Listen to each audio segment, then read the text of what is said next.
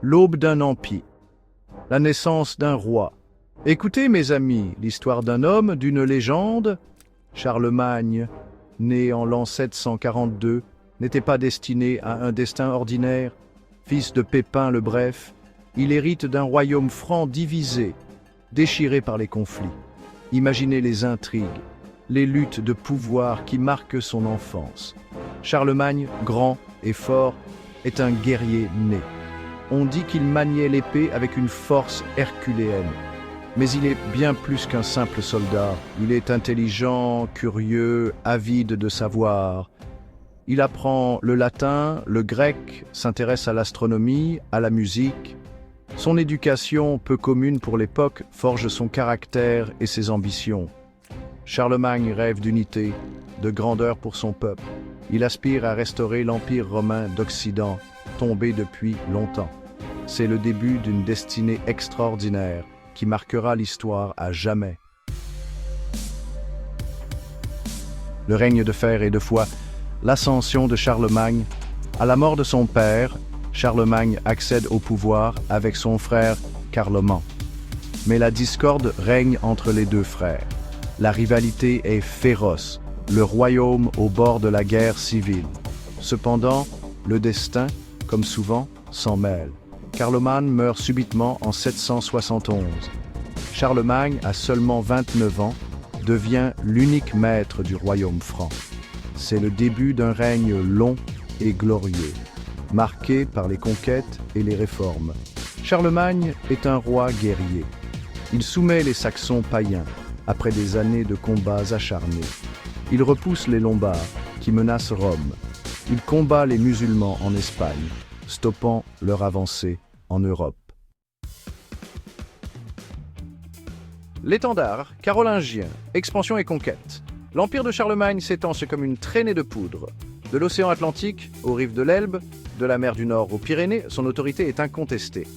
Il conquiert, soumet, mais surtout, il unifie. Charlemagne comprend que la force militaire ne suffit pas. Il faut aussi unir les peuples par la loi, par l'administration, par la culture. Il met en place un système de gouvernement efficace, divisant son empire en comtés dirigés par des comtes fidèles. Il crée une monnaie unique, le denier d'argent, pour faciliter le commerce. Il encourage les échanges culturels, la construction de monastères, la copie de manuscrits anciens. Le sabre et la plume, réforme et renaissance. Charlemagne est un roi guerrier, mais c'est aussi un roi bâtisseur. Il comprend l'importance de l'éducation pour la prospérité de son royaume. Il fonde des écoles, attire à sa cour les plus grands savants de l'époque. Alcuin, savant anglais, devient son conseiller le plus proche. Ensemble, ils lancent un vaste mouvement de renaissance culturelle, connu sous le nom de Renaissance carolingienne. On copie les manuscrits antiques, on redécouvre les auteurs classiques. On développe l'écriture caroline, plus claire et lisible. L'éducation est encouragée à tous les niveaux de la société. Charlemagne lui-même, malgré son statut de roi guerrier, apprend à lire et à écrire. On dit qu'il gardait toujours une tablette de cire sous son oreiller pour noter ses pensées avant de s'endormir. À la lumière de la foi, christianisation de l'Europe. Charlemagne est un fervent chrétien. Pour lui, la religion est le ciment qui unit son peuple. Il impose le christianisme dans tout son empire, convertissant les païens par la persuasion ou par la force. Il fait construire des églises, des monastères, soutient l'Église de toutes ses forces.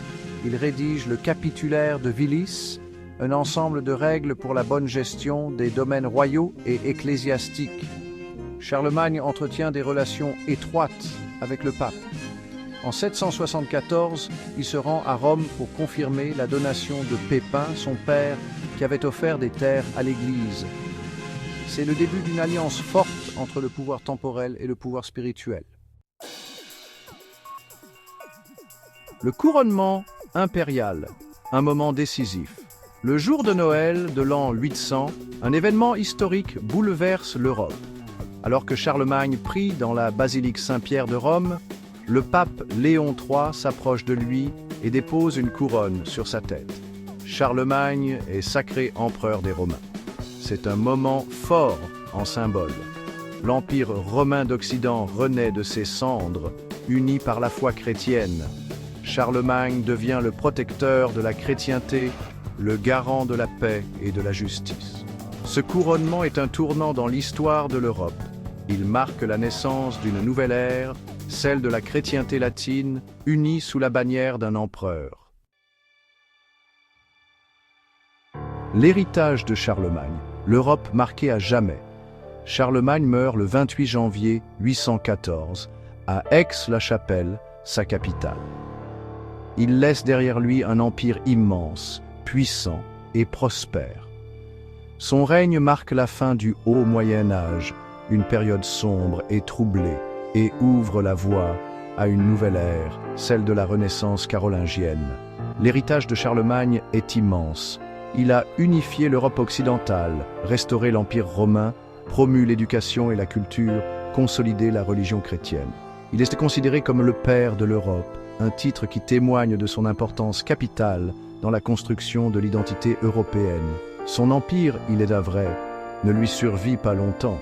À sa mort, ses fils se déchirent pour le pouvoir. L'empire se divise, s'affaiblit. Mais l'idéal carolingien, lui, perdure. L'ombre de Charlemagne trace dans le monde moderne. Aujourd'hui encore, l'ombre de Charlemagne plane sur l'Europe. Son nom résonne dans les livres d'histoire, dans les noms de rues, dans les monuments qui parsèment le continent. L'Union européenne, créée en 1993, s'inspire de l'idéal d'unité et de coopération incarné par Charlemagne. Le prix Charlemagne, décerné chaque année à une personnalité contribuant à l'unification européenne, perpétue sa mémoire. Charlemagne n'est pas seulement un personnage historique, il est un mythe fondateur, un symbole de l'unité européenne, un modèle de leadership et de vision politique. Conclusion, le père de l'Europe. L'histoire de Charlemagne est une épopée fascinante, pleine de bruit et de fureur, de conquêtes et de réformes, de lumière et d'ombre. C'est l'histoire d'un homme qui a marqué son époque, qui a façonné l'Europe et dont l'héritage continue de nous influencer aujourd'hui. Charlemagne, le roi guerrier, l'empereur chrétien, le père de l'Europe. Son nom résonne à travers les siècles comme un rappel de la grandeur passée et un appel à l'unité et à la coopération pour l'avenir.